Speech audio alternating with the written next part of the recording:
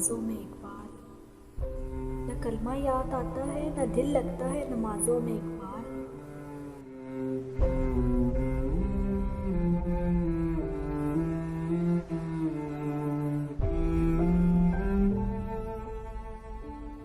काफिर बना दिया है लोगों को 2 दिन की मोहब्बत ने।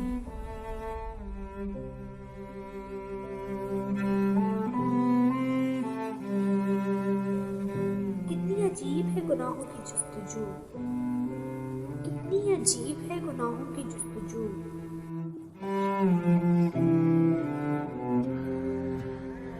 नमाज भी जल्दी में पढ़ते हैं फिर से गुनाह करने की।